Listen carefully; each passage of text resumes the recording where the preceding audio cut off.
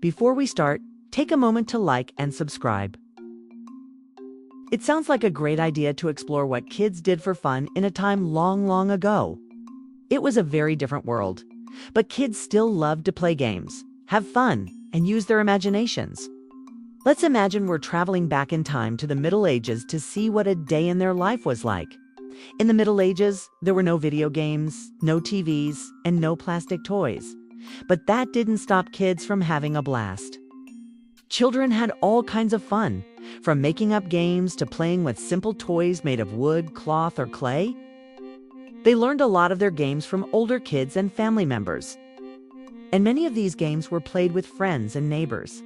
Playing was also a great way for them to practice important skills they would need when they grew up, like being quick on their feet or working as a team. Kids in the Middle Ages loved playing games that let them run, jump, and laugh. Many of their games are still played today. Hide and seek. Just like you, kids back then loved to play hide and seek. One person, the seeker, would count to a high number with their eyes closed, their face pressed against the rough bark of a thick oak tree or the cool stone of a castle wall. The air would be filled with hushed giggles as everyone else scattered in all directions, looking for the perfect hiding spot. The best places were often in the dark corners of a musty barn, burrowing deep under a soft pile of hay, behind a thick cluster of thorny rose bushes in the garden, or deep in the woods where the shadows were long and the leaves rustled with every step. The thrill came from the quiet waiting, the heart-pounding silence as the seeker's muffled counting faded away, and the burst of panic when their footsteps got too close. It was a game of strategy, daring, and silence. Blind Man's Buff. This game was a mix of tag and a fun guessing game that almost always ended in laughter. One person, the blind man, would be carefully blindfolded with a cloth strip, and then spun around a few times by their friends to get them completely disoriented. They would call out to them from all sides, their voices echoing off the stone walls and making it impossible for the blindfolded person to tell where they were. The blind man would slowly reach out, arms extended, trying to catch someone.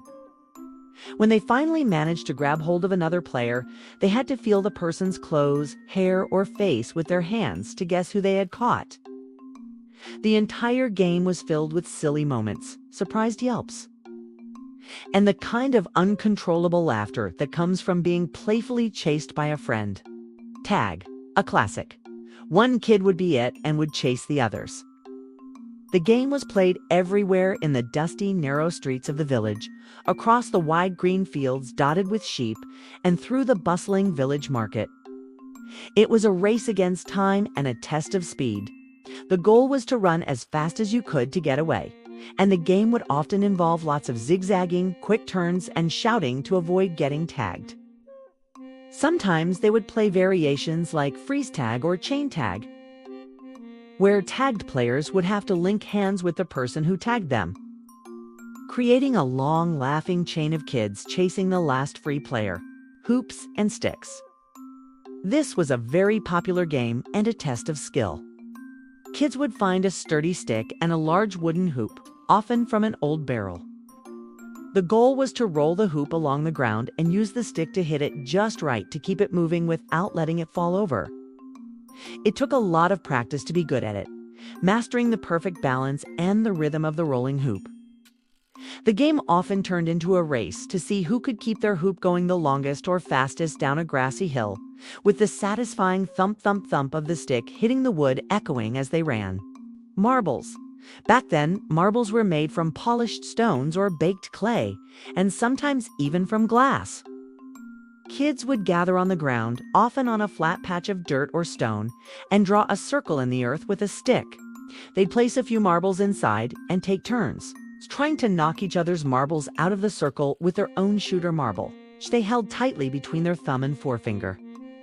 This required a steady hand, careful aim, and a lot of concentration.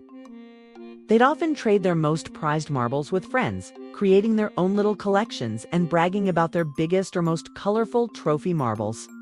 Pretend jousting. Using a simple stick for a lance and a piece of wood for a shield, boys would act out the great stories they heard about brave knights and their heroic deeds. The arena was a wide-open field, the grass cool and soft under their feet. They would choose their noble steeds, perhaps a broomstick or a sturdy tree branch, and then run toward each other, shouting epic battle cries that echoed across the pasture.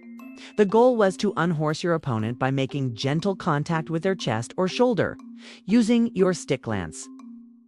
The game was less about winning and more about the shared excitement of bringing the heroic tales of chivalry to life.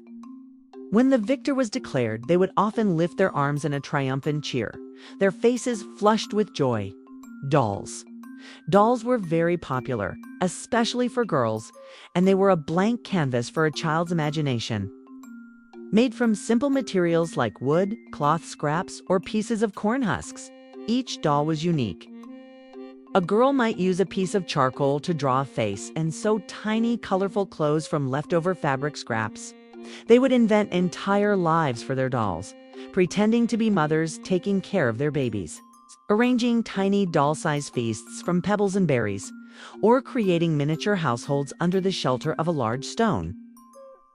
The dolls were often a child's closest confidant, and they would whisper secrets to them and create intricate stories of friendship and family. Toy animals and knights. For boys, little toy knights, soldiers, and animals were popular. They were often carved from wood or molded from clay, and their simple forms sparked incredible adventures. With these tiny figures, kids would set up vast imaginary battles in the dirt, building castles out of piled-up stones and using a thin twig as a battering ram to break through the walls.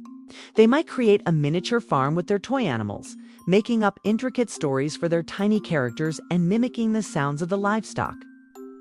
The air would be filled with the quiet rustle of their hands as they moved their figures around, acting out stories of adventure and fantasy. Spinning tops. This toy was a favorite for everyone and was a test of both skill and physics. A wooden top was spun with a piece of string wound tightly around it. The sound of the top was a key part of the fun first, a low guttural hum as it began to spin, then a high-pitched, steady whine as it found its balance. Kids would have contests to see whose top could spin the longest, often cheering it on as it wobbled and danced across the floor. They would carefully study the best ways to wind the string and the perfect angle to release it, trying to get it to spin as fast as possible. Ball games. While they didn't have modern soccer or basketball, kids played games with a ball made from stuffed cloth, a tied-up bundle of rags, or, for the rich, an animal bladder. They would gather in a small group and play simple games of catch or use their hands and sticks to hit the ball back and forth. The rules were simple, often made up on the spot, and the game was all about having fun with friends. These games were often messy, fast-paced, and filled with the thrill of chasing and throwing a handmade ball. Puppet shows. Kids loved to use their handmade puppets and dolls to put on shows. They'd create little stages from boxes or blankets, hanging a sheet to act as a curtain. The shows themselves were a blend of old and new stories. They would act out favorite tales of legendary heroes and brave knights, or make up their own humorous adventures for their friends and family to watch. The simple shadows cast on the sheet would come alive with stories they created themselves. Collecting bugs or flowers with so much nature around them, kids would often go on little treasure hunts. They'd hunt for the most interesting bugs, like a shiny iridescent beetle, or the most beautiful flowers, like wild roses and daisies. This simple curiosity fostered a sense of wonder and observation, teaching them about the world around them as they carefully collected their treasures in a small basket or held them in their cupped hands. They might press a particularly pretty flower between the pages of a book to save it forever, or keep a slow-moving beetle in a jar for a few hours before letting it go. Climbing trees and exploring.